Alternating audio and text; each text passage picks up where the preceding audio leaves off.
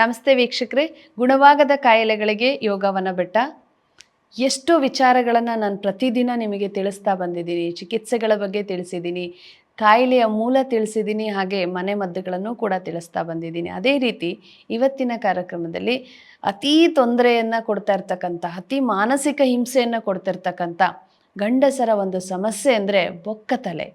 ಈ ಕೂದಲು ಉದುರಿರುವಂಥ ಒಂದು ಸಮಸ್ಯೆ ಗಂಡಸರಿಗೆ ಹೆಚ್ಚಾಗಿ ಕಾಡ್ತಾ ಇದೆ. ಯಾಕೆ ಈ ಗಂಡಸರಲ್ಲೇ ಹೆಚ್ಚಾಗಿ ಕಾಡುತ್ತೆ? ತಲೆ ಕೂದಲು ಹೆಂಗಸರಲ್ಲೂ ಇರುತ್ತೆ, ಗಂಡಸರಲ್ಲೂ ಇರುತ್ತೆ. ಆದರೆ ಗಂಡಸರಿಗೆ ಯಾಕೆ ಈ ತೊಂದರೆ ಕಾಡ್ತಿದೆ ಅನ್ನೋದ್ರ ಬಗ್ಗೆ ನಾವು ಯೋಚಿಸಲೇಬೇಕಲ್ವಾ? ಯಾಕೆ ಅಂತ ಹೇಳಿದ್ರೆ, ಗಂಡಸರಲ್ಲಿ ಆಗ್ತಿರ್ತಕ್ಕಂಥ ದಿನನಿತ್ಯದ ಬದಲಾವಣೆಗಳೇನಿದೆ, ದೈಹಿಕ ಬದಲಾವಣೆ ಅಥವಾ ನೀವು ದೇಹಕ್ಕೆ ಕೊಡ್ತಿರ್ತಕ್ಕಂಥ ಒಂದು ರೀತಿಯ ಹಿಂಸೆಗಳಿರಬಹುದು, ಅಥವಾ ನಿಮ್ಮ ಜೀವನ ಶೈಲಿಗಳಿರ್ಬೋದು, ನಿಮ್ಮ ಆಹಾರ ಪದ್ಧತಿಗಳಿರ್ಬೋದು, ಇವೆಲ್ಲವೂ ಒಂದು ಪಟ್ಟು ಹೆಣ್ಣು ಮಕ್ಕಳಿಗಿಂತ ವಿಭಿನ್ನವಾಗಿ ನೀವು ತಪ್ಪುಗಳಲ್ಲಿ ಒಂದು ದಾರಿಯಲ್ಲಿ ಮುಂದಿದ್ದೀರಾ ಅಂತಲೇ ನಾವು ಹೇಳ್ಬೋದು. ಈ ಕಾರಣ ನಿಮಗೆ ಹೆಚ್ಚಿನ ಸಮಸ್ಯೆಯನ್ನು ಕೊಡ್ತಾ ಇದೆ. ಅಂಥ ಕಾರಣಗಳನ್ನು ನೀವು ತಿಳ್ಕೊಂಡ್ರೆ, ಅಂಥ ತಪ್ಪುಗಳನ್ನು ಸರಿಪಡಿಸ್ಕೊಂಡಾಗ ಈ ಸಮಸ್ಯೆಗೆ ಒಂದು ರೀತಿಯ ಪುಲಿ ಸ್ಟಾಪನ್ನು ನೀವು ಕೊಡಬಹುದು ಅಂತ ಹೇಳ್ತೀನಿ. ಆ ಥರ ತಪ್ಪುಗಳಂದರೆ, ಒಂದು, ಹೆಚ್ಚಿನ ಸಮಯ ನಾವು ಹೊರಗಿರುವಂಥ ಪ್ರಯತ್ನದಲ್ಲಿರ್ತೀವಿ. ಗಂಡಸರಂದರೆ ಮನೆಯೊಳಗೆ ಕೂತ್ಕೊಳ್ಳೋಕ್ಕಾಗಲ್ಲ, ಆದಷ್ಟು ಹೊರಗಡೆ ಕೆಲಸ ಮಾಡುವಂಥ ವೃತ್ತಿ ಜೀವನ ಇರುತ್ತೆ. ಅಧಿಕ ಉಷ್ಣತೆಯಲ್ಲಿ ನೀವು ಕೆಲಸ ಮಾಡ್ತಿರ್ತೀರ. ಆದರೆ ಉಷ್ಣಕ್ಕೆ ತಕ್ಕಂಥ ದೈಹಿಕ ಒಂದು ಆಹಾರವನ್ನು ನೀವು ನೀಡದೆ ಅದಕ್ಕೆ ಮತ್ತಷ್ಟು ಉಷ್ಣ ಮಾಡ್ತಾನೆ ಹೋಗ್ತಿರ್ತೀರ. ಈ ಕಾರಣದಿಂದ ಬಿಸಿಲಲ್ಲಿ ಹೆಚ್ಚೆಚ್ಚು ನೀವು ಹೊತ್ತು ಕೆಲಸದಲ್ಲಿದ್ದಾಗ, ದೇಹಕ್ಕೆ ಸಾಕಷ್ಟು ನೀರಿನ ಅಂಶವನ್ನು ನೀವು ಕೊಡದೆ ಹೋದಾಗ ಅಧಿಕ ಉಷ್ಣತೆಯಿಂದ ಈ ಸಮಸ್ಯೆ ಹೆಚ್ಚಾಗಿ ನಿಮಗೆ ಕಾಡ್ತಾ ಹೋಗುತ್ತೆ.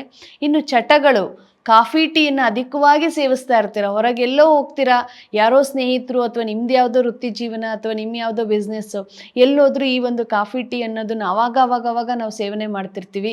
ಇದು ಕೂಡ ಮುಖ್ಯ ಕಾರಣವಾಗುತ್ತೆ. ಇನ್ನು ತಂಬಾಕಂತ ಚಟ ಇರ್ಬೋದು, ಮದ್ಯಪಾನ ಧೂಮಪಾನ ಚಟಗಳಿರ್ಬೋದು, ಇದು ಕೂಡ ಅತಿ ಹೆಚ್ಚಾಗಿ ಪುರುಷರಲ್ಲೇ ಇರೋದ್ರಿಂದ ಇದು ಒಂದು ಕಾರಣವಾಗಿ ತೊಂದರೆ ಕೊಡುತ್ತೆ. ಇನ್ನು ಹೊರಗೆ ಹೋದ ಕಡೆ ಎಲ್ಲ ನೀವು ಆಹಾರದ ಬುತ್ತಿನ ಇಟ್ಕೊಂಡು ಹೋಗೋಕ್ಕಾಗಲ್ಲ, ಕ್ಯಾರಿಯರ್ ತೊಗೊಂಡು ಹೋಗೋಕ್ಕಾಗಲ್ಲ, ಎಲ್ಲೋ ಹೋಟೆಲಲ್ಲಿ ಹೋಗಿ ತಿನ್ಬೇಕಾಗತ್ತೆ. ಹೋಟೆಲ್ ಅಂದ ತಕ್ಷಣ ಬಾಯಿ ರುಚಿ, ಅಲ್ಲಿ ಬರೀ ರುಚಿ ಅಷ್ಟೇ ಕಾಣಿಸ್ಕೊಳುತ್ತೆ, ದೇಹಕ್ಕೆ ಏನು ಬೇಕು ಅನ್ನೋದನ್ನ ನಾವು ಯೋಚನೆ ಮಾಡಲ್ಲ. ಅಲ್ಲೊಂದಷ್ಟು ಮಸಾಲೆಗಳನ್ನು ತಿಂದಿರ್ತೀವಿ, ಮತ್ತೊಂದಷ್ಟು ಮೈದಾ ಪದಾರ್ಥಗಳು, ಗೋಧಿ ಪದಾರ್ಥಗಳನ್ನೇ ಹೆಚ್ಚೆಚ್ಚು ಬಳಸ್ತಾ ಹೋಗುವಂಥದ್ದು, ಮತ್ತು ಮಾಂಸಾಹಾರವನ್ನು ಹೆಚ್ಚಾಗಿ ಬಳಸ್ತಕ್ಕಂಥದ್ದು. ಹೀಗೆ ಪ್ರತಿನಿತ್ಯ ನಾವು ಹೊರಗೆ ತಿನ್ನೋ ಆಹಾರ ಪದ್ಧತಿ ಕೂಡ ಗಂಡಸರಲ್ಲೇ ಹೆಚ್ಚಾಗಿ ನೋಡೋದ್ರಿಂದ ಈ ಬೊಕ್ಕತಲೆ ಸಮಸ್ಯೆ ಗಂಡಸರಲ್ಲೇ ಹೆಚ್ಚಾಗಿ ಕಾಡ್ತಾ ಇದೆ. ಅದ್ರ ಜೊತೆಗೆ ಸ್ಟ್ರೆಸ್ ಅನ್ನುವಂಥದ್ದು, ಸುಸ್ತು, ಆಯಾಸ, ಮಾನಸಿಕ ಒತ್ತಡ, ನಿದ್ರಾಹೀನತೆ, ಇಲ್ಲೂ ಕೂಡ ಒಂದು ಪಟ್ಟು ಹೆಚ್ಚಿನ ಶ್ರಮ ಗಂಡಸರಲ್ಲಿ ಕಾಣ್ತಾ ಹೋಗುತ್ತೆ. ಅಂದರೆ ಅವರು ಎಷ್ಟೊತ್ತಿಗೆ ಮನೆಯಿಂದ ಆಚೆ ಹೋಗ್ತಾರೆ, ವಾಪಸ್ ಎಷ್ಟೊತ್ತಿಗೆ ಮನೆಗೆ ಬರ್ತಾರೆ ಅನ್ನೋದು ಅವ್ರಿಗೇ ಗೊತ್ತಿರೋದಿಲ್ಲ. ಅಂಥ ಒಂದು ಒತ್ತಡದ ಬದುಕಲ್ಲಿ ಗಂಡಸರು ಬದುಕ್ತಾ ಇರೋದ್ರಿಂದ ಹೊರಗೆ ಹೋದಂಥ ವೃತ್ತಿ ಜೀವನದಲ್ಲಿ ಸಮಯಕ್ಕೆ ಸರಿಯಾದ ಆಹಾರ ಇಲ್ಲದೆ, ಒಳ್ಳೆಯ ಆಹಾರ ಸಿಗದೆ, ಅದರಲ್ಲಿ ಒಂದಷ್ಟು ಚಟಗಳಿಗೆ ಬಲಿಯಾಗಿ ಮನೆಗೆ ಸೇರೋ ಅಷ್ಟರಲ್ಲಿ ಮಧ್ಯರಾತ್ರಿ ಆಗಿರ್ಬೋದು, ಅಥವಾ 2-3 ದಿವಸ ಮನೆಗೆ ಬರದೇ ಇರೋವಂಥ ಪರಿಸ್ಥಿತಿಯಲ್ಲಿರ್ಬೋದು. ಇವೆಲ್ಲವೂ ಒಂದು ರೀತಿ ಒತ್ತಡದ ಬದುಕನ್ನು ಸೃಷ್ಟಿ ಮಾಡ್ತಾ ಇದೆ. ಈ ಒತ್ತಡದ ಬದುಕು, ಸ್ಟ್ರೆಸ್ ಅಂತ ಏನು ಹೇಳ್ತೀರಾ, ಇದು ಕೂಡ ನಿಮ್ಮ ಪುರುಷರಲ್ಲಿ ಕೂದಲು ಉದುರಿ ಬೊಕ್ಕತಲೆ ಆಗಲಿಕ್ಕೆ ಮುಖ್ಯ ಕಾರಣವಾಗ್ತಾ ಇದೆ. ಇಲ್ಲ, ಅರ್ಥ ಆಯ್ತಲ್ಲ? ಎಲ್ಲವೂ ನಿಮ್ಮ ತಪ್ಪಿಂದನೇ ಆಗ್ತಾ ಇದೆ. ಸಾಮಾನ್ಯವಾಗಿ ಒಬ್ಬ ಪುರುಷ ಏನು ಯೋಚನೆ ಮಾಡೋದಂದರೆ, ನನ್ನ ಹೆಂಡತಿ, ಮಕ್ಕಳು, ತಂದೆ ತಾಯಿ, ಮನೆ ಚೆನ್ನಾಗಿರಬೇಕು, ಈ ಮನೆ ಚೆನ್ನಾಗಿರ್ಬೇಕಂತಲೇ ನಾನು ಇಷ್ಟೆಲ್ಲ ಕಷ್ಟಪಡ್ತಾ ಇದ್ದೀನಿ, ಇಷ್ಟೆಲ್ಲ ದುಡಿತಾ ಇದ್ದೀನಿ. ನಾನು ಒಂದು ದಿವಸ ಮನೆಯಿಂದ ಆಚೆಗೆ ಬಂದರೆ ನಾನು ಯಾವತ್ತೂ ವಾಪಸ್ ಮನೆಗೆ ಹೋಗ್ತೀನಿ ಅಂತ ನನಗೇ ಗೊತ್ತಿಲ್ಲ. ಹಗಲು ರಾತ್ರಿ ಅನ್ನೋದೇ ನಾನು ದುಡಿತಾ ಇದ್ದೀನಿ. ಏನಕ್ಕೋಸ್ಕರ ಅಂದರೆ ನನ್ನ ಸಂಸಾರಕ್ಕೋಸ್ಕರ. ಅದೇ ನಿಮ್ಮ ಒಬ್ಬ ವ್ಯಕ್ತಿಗೆ, ಆಚೆ ಹೋದಂಥ ವ್ಯಕ್ತಿಗೆ ಏನೋ ತೊಂದರೆ ಆದಾಗ ಆ ಮನೆ ಗತಿ ಏನು?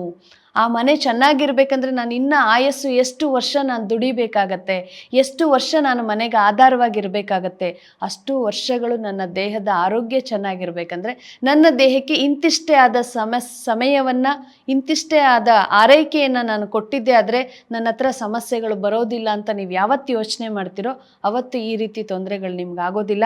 ಇವತ್ತು ಬೊಕ್ಕತಲೆ ಬಗ್ಗೆ ಯೋಚನೆ ಮಾಡ್ತಿರ್ತೀವಿ, ಇದೇ ರೀತಿ ದೇಹದ ಅಂಗಾಂಗಗಳು ಕೂಡ ತನ್ನ ಶಕ್ತಿಯನ್ನು ಕಳ್ಕೊಳ್ತಾ ಅನಾರೋಗ್ಯಕ್ಕೆ ಮೊದಲು ಈಡಾಗ್ತಕ್ಕಂಥದ್ದೇ ಪುರುಷರು. ಅದಕ್ಕೆ ಪ್ರತಿಯೊಬ್ಬ ಮನೆಯಲ್ಲೂ ಬಹುಬೇಗ ನಾವು ಕಳ್ಕೊಳ್ಳೋದು ಪುರುಷರನ್ನೇ. ಯಾಕೆಂದರೆ ಅವರ ಜೀವನ ಶೈಲಿ, ಅವರ ಒತ್ತಡದ ಬದುಕು, ಅವರ ಆಹಾರದ ಪದ್ಧತಿ, ಅವರ ಸಂಪೂರ್ಣ ಆಯಸ್ಸನ್ನು ನೆಮ್ಮದಿಯಾಗಿ ಕಳೆಯೋದು ಬಹಳಷ್ಟು ಕಷ್ಟವಾಗ್ತಾ ಇದೆ. ಹಾಗಾಗಿ ಬೊಕ್ಕ ತಲೆ ಒಂದನ್ನೇ ತಲೆಯಲ್ಲಿ ಇಟ್ಕೊಳ್ಬೇಡಿ. ಪ್ರತಿಯೊಂದು ವಿಚಾರದಲ್ಲೂ ನಾವು ಎಡುತ್ತಾ ಇದ್ದೀವಿ, ನಮಗೋಸ್ಕರ ಒಂದು ಸಮಯವನ್ನು ನಾವು ಮೀಸಲಾಗಿ ಇಡಲೇಬೇಕು, ಒಳ್ಳೆಯದಕ್ಕಾಗಿ ಮಾತ್ರ ಅನ್ನೋದನ್ನು ನಿಮ್ಮ ಆಲೋಚನೆಯಲ್ಲಿ ಬರಲಿ. ಹಾಗಾಗಿ ಇನ್ನು ಯಾವೆಲ್ಲ ಪದ್ಧತಿಗಳು ನಿಮ್ಮ ಈ ಕೂದಲು ಉದುರೋ ಸಮಸ್ಯೆಯಿಂದ ಹೊರಗೆ ಬರ್ಬೋದು ಅಂದರೆ, ಖಂಡಿತವಾಗ್ಲೂ ಪೌಷ್ಟಿಕಾಂಶಗಳನ್ನು ಮೊದಲು ದೇಹಕ್ಕೆ ಕೊಡಿ.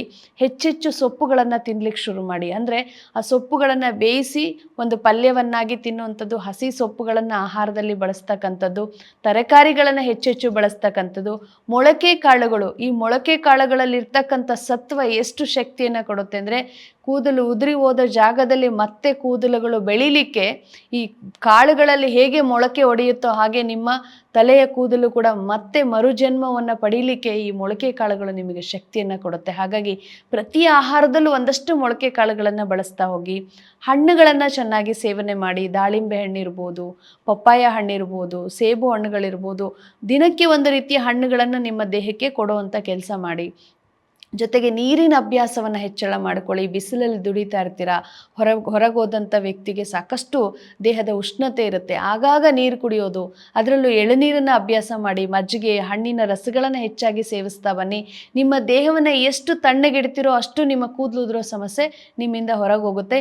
ಇನ್ನು ಕೆಟ್ಟ ಚಟಗಳನ್ನು ಸಂಪೂರ್ಣವಾಗಿ ನಿಲ್ಲಿಸಿ. ಆ ಚಟಗಳಿಂದ ನಿಮ್ಮ ಸಂಸಾರಕ್ಕಾಗಲಿ ನಿಮಗಾಗಲಿ ಯಾವುದೇ ಉಪಯೋಗವಿಲ್ಲ. ನೀವು ಇಷ್ಟು ವರ್ಷ ಗಳಿಸಿದ 10 ಪಟ್ಟು ನಿಮ್ಮ ಚಟಗಳಿಗೆ ನೀವು ಕಳೆದಿರ್ತೀರ. ಹಾಗಾಗಿ ಆ ಒಂದು ಅಭ್ಯಾಸಗಳಿಂದ ಹೊರಗೆ ಬಂದರೆ ನಿಮ್ಮ ಸಂಪೂರ್ಣ ದೇಹವನ್ನು ಕಾಪಾಡಿಕೊಳ್ಬಹುದು. ಇನ್ನು ಕರಿಬೇವನ್ನು ನೀವು ಪ್ರತಿನಿತ್ಯ ಹೆಚ್ಚಿಗೆ ಬಳಸ್ತಾ ಬನ್ನಿ. ಕರಿಬೇವು ಚಟ್ನಿ ಮಾಡ್ತಕ್ಕಂಥದ್ದು, ಕರಿಬೇವನ್ನು ನೀವು ಬಳಸ್ತಕ್ಕಂಥ ತಲೆಗೆ ಹಚ್ಚುವಂಥ ಎಣ್ಣೆಗಳಲ್ಲಿ ಬಳಸ್ತಕ್ಕಂಥದ್ದು, ಆಹಾರದಲ್ಲಿ ಕರಿಬೇವನ್ನು ಸೇವನೆ ಮಾಡ್ತಕ್ಕಂಥದ್ದು, ಈ ಥರ ಕರಿಬೇವನ್ನು ನೀವು ಹೆಚ್ಚು ಬಳಸೋದ್ರಿಂದ ಕೂದಲನ್ನು ಕಾಪಾಡಿಕೊಳ್ಬಹುದು. ಡ್ರೈ ಫ್ರೂಟ್ಸ್ಗಳನ್ನು ಪ್ರತಿನಿತ್ಯ ಬಳಸೋದ್ರಿಂದ ಕೂದಲನ್ನು ಕಾಪಾಡಿಕೊಳ್ಬಹುದು. ಒಂದೆಲಗ, ಈ ಒಂದೆಲಗ ಅನ್ನುವಂಥದ್ದು ಒಂದು ಬ್ರಾಹ್ಮಿ ಎಲೆ ಅಂತ ಕೂಡ ಹೇಳ್ತೀವಿ. ಇದು ನಿಮ್ಮ ಮಾನಸಿಕ ಮತ್ತು ಈ ಕೂದಲ ಸಮಸ್ಯೆ ಎರಡನ್ನೂ ಸರಿಪಡಿಸುತ್ತೆ.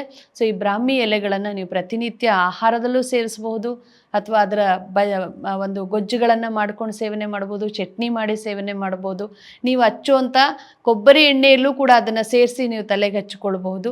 ಹಸಿಯಾಗಿ ಕೂಡ ಆಹಾರದಲ್ಲಿ ತಿನ್ಬೋದು. ಹೀಗೆ ಒಂದೆಲಗದ ಎಲೆಗಳನ್ನು ನೀವು ಬಳಸೋದ್ರಿಂದ ಈ ಸಮಸ್ಯೆಯಿಂದ ನೀವು ಹೊರಗೆ ಬರ್ತೀರಾ. ಈರುಳ್ಳಿ, ಈ ಈರುಳ್ಳಿ ಅಂತಕ್ಕಂಥದ್ದು ಸಾಮಾನ್ಯ ಪುರುಷರು ಹೆಚ್ಚಿಗೆ ಸೇವಿಸ್ತಾ ಹೋಗ್ತಾರೆ.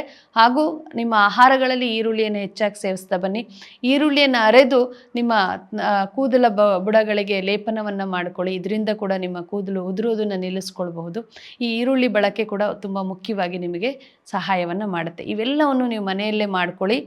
ನಿಮಗೆ ಸಾಕಷ್ಟು ಬೊಕ್ಕತಲೆ ತುಂಬ ತೊಂದರೆ ಆಗಿದೆ, ಬಹುಬೇಗ ಈ ಒಂದು ಸಮಸ್ಯೆಯಿಂದ ಹೊರಗೆ ಬರಬೇಕಂದ್ರೆ ಖಂಡಿತ ಯೋಗವನ ಬೆಟ್ಟದ ಚಿಕಿತ್ಸೆಯನ್ನು ಕೂಡ ಪಡೆದುಕೊಂಡು ಮರುಜನ್ಮವನ್ನು ನಿಮ್ಮ ಕೂದಲುಗಳಿಗೆ ಕೊಡಬಹುದು ಅಂತ ಒಂದು ಶಕ್ತಿ ಯೋಗವನ ಬೆಟ್ಟದ ಚಿಕಿತ್ಸೆಯಲ್ಲಿದೆ. ನಿಮಗೆ ಯಾವುದೇ ಮಾಹಿತಿ ಬೇಕು ಅಂತ ಹೇಳಿದ್ರು ಕೂಡ ದೂರವಾಣಿ ಸಂಖ್ಯೆಗೆ ಕರೆ ಮಾಡೋದ್ರ ಮುಖಾಂತರ ತಮ್ಮ ಹತ್ತಿರದ ಶಾಖೆಗಳನ್ನು ಗುರುತಿಸ್ಕೊಂಡು ತಾವು ಭೇಟಿ ಮಾಡಿ ಚಿಕಿತ್ಸೆಯನ್ನು ಪಡೆದುಕೊಳ್ಬಹುದು. ಜೀವನದಲ್ಲಿ ಒಮ್ಮೆ ಯೋಗವನ ಬೆಟ್ಟ. ನಮಸ್ಕಾರ.